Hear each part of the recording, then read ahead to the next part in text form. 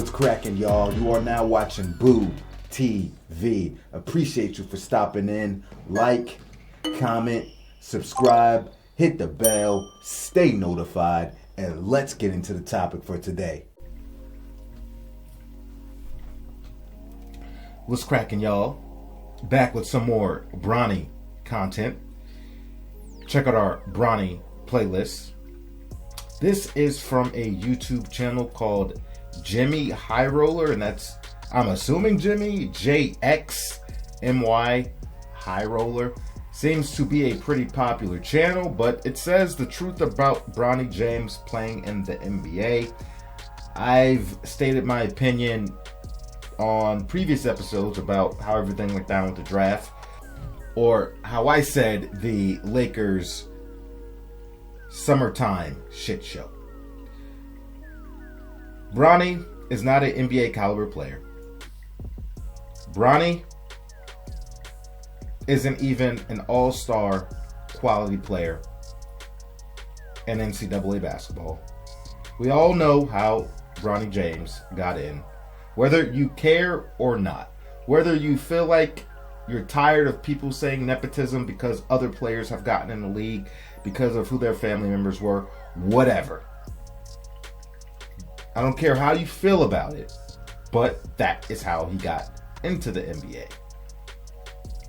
Because had LeBron James not pushed his son into the league based on ideas he proposed and things he stated, Bronny James will be going back to USC, probably as a bench player. And you can provide the context all you want about everything that happened, the medical condition, everything. Regardless, that was probably going to be his fate. Not saying he wouldn't improve as a player, but he definitely didn't belong in the NBA draft. He wasn't that good of a prospect. But hey, for all I know, this guy might turn out to be a shining star in the NBA after 5 to 10 years. Highly unlikely. Highly unlikely. But we'll see what happens. And I'll tell you right now, based on what I've seen, he wouldn't even get any minutes off the bench. But because LeBron is his dad, I'm pretty sure he's going to get undeserved minutes. But, like I said, what do I know? Let's get into the reaction. With the 2024 NBA draft in the books, there is one major discussion that has dominated the NBA space over the last week. It isn't about the #1 overall pick. It isn't about the outlook of these teams going into next season. It's about a late second-round pick. And for good reason, because his name is LeBron James. And he's going to play in the NBA with LeBron James. It's a weird and unprecedented circumstance that the NBA has never encountered before. A player who many fans consider to be the greatest of all time playing in the NBA with his own son. A story so strange, you'd think the NBA scriptwriters outsourced their work to ChatGPT, picked the most batshit result, and called it a day. But after 2 years of speculation, we now know with certainty that Bronny James will be an NBA player. And right on cue, the criticism of his merits and value as a future player in the NBA have already came pouring in. Scouts and GMs claiming Bronny as a prospect isn't even worth using a late second-round pick on, and that the real value lies in his last name and the leverage it comes with. But how valuable is a second-round pick, really? And is Bronny a legitimate NBA player, or is he only in conversation solely because of who his dad is? Who do you want to play with? Bronny is #1 on my list. I gotta be on the floor with Bronny.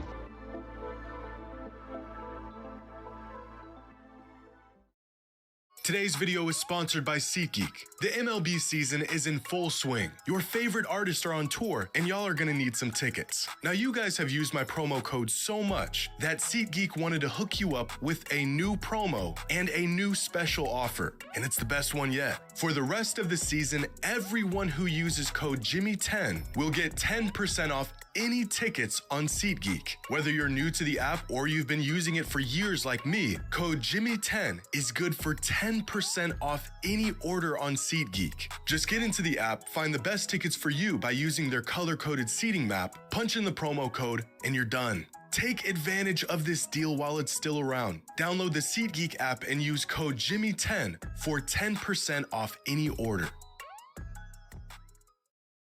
This is Ken Griffey, former Major Leaguer and 3-time All-Star.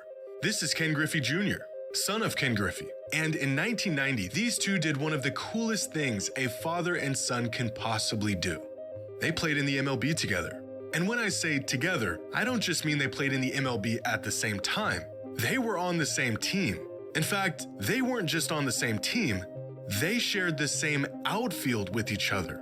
It's probably the rarest and most badass thing you'll ever see in sports. Making it to the big leagues is one thing, but playing in the big leagues next to your kid is a club exclusive to only these two. And if that wasn't incredible enough, on September 14th, 1990, the Griffeys pulled off something that you will never see again in your lifetime. An inch back up there now. Well hit to center field. Devon White going back. Gone! A 2-run home run.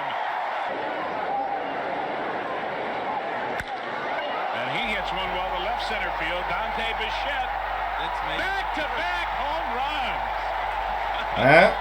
What? What else can these guys do? The Griffeys were great, and they were the first and only father-son duo in the history of Major League Baseball. But they weren't the first father-son duo in professional sports. This is Gordie Howe, one of the greatest players to ever touch the ice. He won 4 Stanley Cups, 6 MVPs, held the NHL record for total career points at the time of his retirement, and is a member of the NHL's 100th anniversary team. Gordie had an incredible pro career as a hockey player, and yet out of all of his accomplishments, the coolest thing he ever did was this. This is Mark and Marty Howe, Gordie's sons, and he played professional hockey with them in both the WHA and the NHL for 5 seasons. Now, if you're thinking, that guy looks a little old to be playing professional sports, you're right. Gordie began his career in the NHL in 1946 when he was just 18 years old. By the time he retired for good, he was 51. A career that stretched from the 1940s to the 1980s. And only with a career like this can a player even have a shot at playing in the league together with their son. Why exactly am I talking about home runs and Gordie Howe? Well, because they're awesome, but also because of these two and what they're about to accomplish in their own sport. Lebron and Bronny James, who are on track to being the first father and son duo to play together in the NBA, an idea that seemed far-fetched when LeBron first mentioned it years ago, but has now become a reality. But how legitimate is Bronny's spot in the league? And is the backlash towards the Lakers selecting him with a second-round pick in the draft warranted? Well, to answer this question, we first need to know just how good Bronny is as a prospect and as an incoming NBA player. Right now, NBADraft.net has Bronny rated at an 88 overall across their 12 prospect metrics. This overall rating puts Bronny on the lower end of all second-round picks and future prospects over the last 3 years, but well within range of your typical mid to late first rounder. Now, here are Bronny's numbers during his 1 season of college basketball. 5 points, 3 rebounds, and 2 assists a game on 47, 30, 69% shooting splits. Now these numbers, especially from a relatively undersized guard, do not scream NBA potential. But for perspective, here are the average collegiate stats from every late second-round pick that played college basketball over the last 5 years. And even when compared to late second-round picks, Bronny's numbers aren't nearly as impressive. In fact, Bronny is arguably the least productive college prospect in NBA history. Here is a list of every player in the entire history of the NBA to be selected in the first 2 rounds of the draft that averaged less than 5 points, 3 rebounds, and 3 assists a game in college. And that's it. Just 3 players who were selected in the NBA draft with college numbers equal to or less than Bronny's college numbers. Pair that with the fact that these prospects had at least the benefit of having NBA frames and physical tools to be potentially built off of, and the case for Bronny warranting a pick in the NBA draft becomes more and more difficult to make. But to really demonstrate exactly where Bronny falls amongst other second-round picks, Here is a chart of every college basketball player selected in the second round of the draft over the last 10 years, with box plus minus on the x-axis and minutes per game on the y-axis. 298 selections spanning 10 drafts. More than half of these players not even in the NBA today. Where's Bronny? He's right here. Most late draft picks, even the guys who go on to not even make a roster in the league, were first or maybe second options in their college program. Bronny, on the other hand, was an undersized rotational player on a sub-500 team. It doesn't take an NBA scout to know that Bronny James's collegiate career wasn't that of your typical second-round draft pick. But how good is the typical second-round pick? With the rise of second-round sleepers in recent history, most notably players like Nikola Jokic, Jalen Brunson, Herb Jones, and Jordan Clarkson, the potential value of a second-round pick in the NBA draft is about as high as it's ever been. With the help of advanced metrics, the curtain has been pulled back on the value even a solid role player can provide to a winning team. Prospect scouting has gotten more comprehensive than ever before, and these second-round picks have held considerable weight within recent trades around the NBA. But how valuable does that truly make them? Gathered from 10 years worth of draft classes from 2013 to 2022, data shows that on average, out of the 30 players drafted in the second round, about 6 of them won't even suit up in the NBA. That's about 1 in every 5 players selected in the second round that will never see a minute of action in the league. Out of the 24 players who do make a roster in their rookie season, about 17 of them end up playing a second season in the NBA. Of those 17 players that are good enough to stick around for more than a few seasons, only about 8 of them will go on to be a role player or rotational level player. Go one step further, and on average, only 4 of these second round picks will become a starting caliber player in their career. That's about 1 in every 8 players selected in the second round. And finally, of the 298 players selected in the second round of the draft from 2013 to 2022, only 2 of them became all-stars: Nikola Jokic and Jalen Brunson. If we think about the last 10 years of second-round picks on a scale of box plus minus, with Nikola Jokic being on one end and the players who don't even make a roster on the other, then most players aren't in the middle. In fact, they're not even close. Most second-round picks fall way down here, somewhere in between what Basketball Reference would classify as an end-of-the-bench player and out of the league.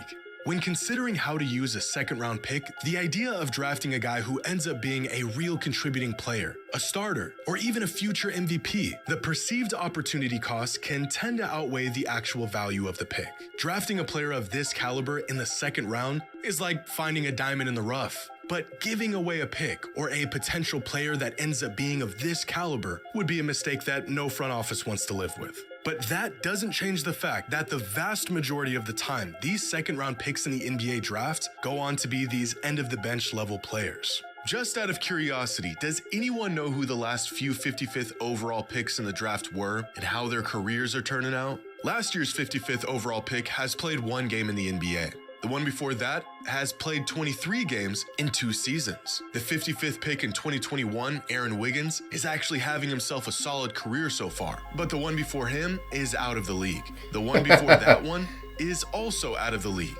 He's also... It's funny, his last name would be Scrub. Jay Scrub. And he was the first one that's out of the league. So out of the league, out of the league, out of the league, was never in the league, out of the league, and out of the league.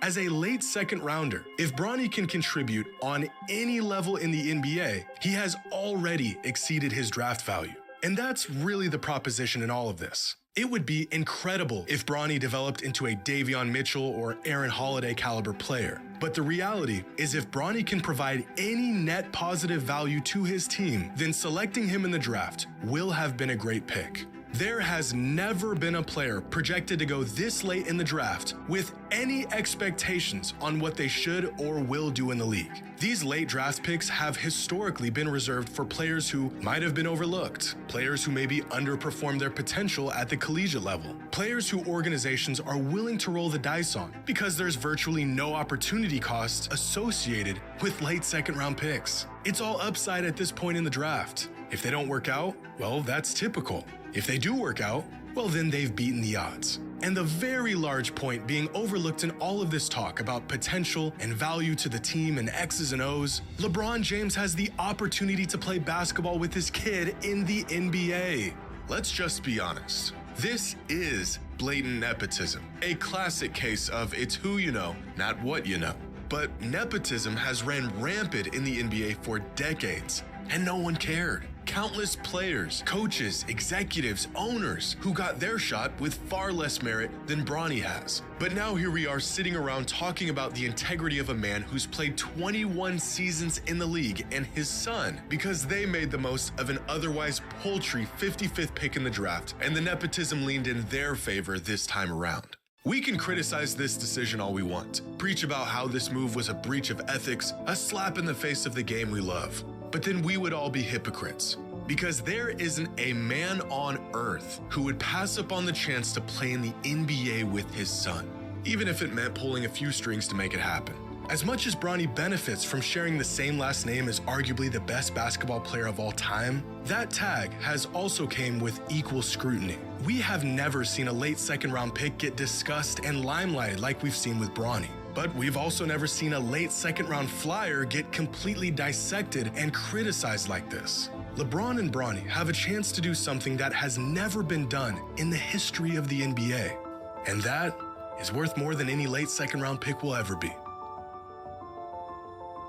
First, I don't know shit.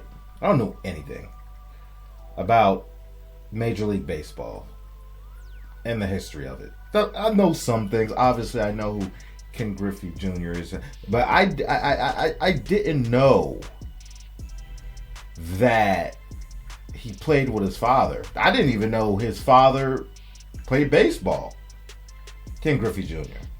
So that was actually pretty cool. Cool fun fact. I had no idea. And as much as I don't know about baseball, I know even less about the NHL.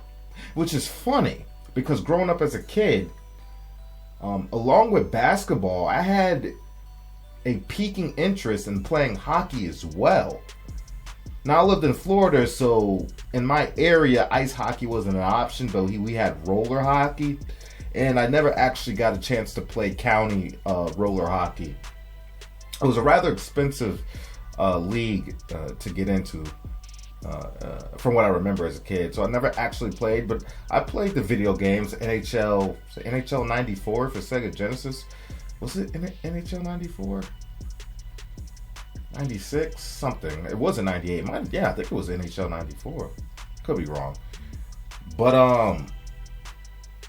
so yeah, I know even less about hockey, and that was a really cool story involving the guy Gordy, last name Gordy. I don't remember his first name. Was it Marty? Marty Gordy? And his sons. You know, that cool. Didn't know that. I kept hearing people say, well, the story was LeBron and Bronny would be the first father-son duo in the NBA, but I never heard anybody say in the history of American League sports. Therefore, because nobody was saying that, I figured it had happened in another sport. I just never decided to look to figure out what sport it was. And there you go. So I appreciate that. He pretty much said what I said opening it up as far as the nepotism thing. Because I know people are like, I don't want to hear it. Like, I get it. But you can't say that it's not. And obviously, because it's LeBron James, the biggest fish in the NBA, the face of the NBA,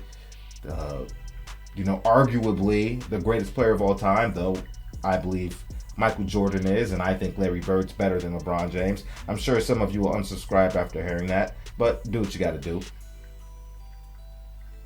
But obviously, because of LeBron